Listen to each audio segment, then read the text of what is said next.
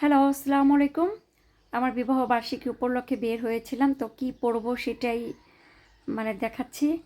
এই এই তো শাড়ি পরেই যাব, যেহেতু আমাকে একটা শাড়ি গিফট করেছিল, সেটা পরতে চেয়েছিলাম, কিন্তু ব্লাউজটা আসলে ফিট হয়নি, তাই ওটা আর পরলাম না। আর তাছাড়া ওই শাড়িটা একটু গর্জের ছিল। আর এখন একটা বের করলাম হালকা পাতলা শাড়ি, অবশ্যই এই শাড়িটা আমার পরা হয়নি, আজকেই প্রথম পরবো। তো কোথাও ঘুরতে গেলে আসলে বের মানে ভারী শাড়ি পরলেও একটু সমস্যা। তো হালকা পাতলাটা পরে মানে ভালো লাগে এই আর কি, চলাফেরা করে সুন্দর। তো এই হেজাবটা পরবো, এই শালটা পরবো। তো পরে রেডি হলাম। তো এখন বের হচ্ছি, কোথায় যাব সেটা ঠিক করিনি। অনেক সময় এমন হয় আমাদের, বের হলে আমরা ঠিক করি কোথায় যাব। তবে যেখানে যাই অবশ্যই শেয়ার করব, কোথায় গিয়েছিলাম, কি করেছি, কি খেলাম, অবশ্যই শেয়ার করব। তো এখন বের হচ্ছি। আমার হাজব্যান্ড আর আমার সন্তান আগে বের হয়ে গিয়েছে, ওরাও আমার জন্য অবশ্যই ওয়েট করতেছে। তো যাই।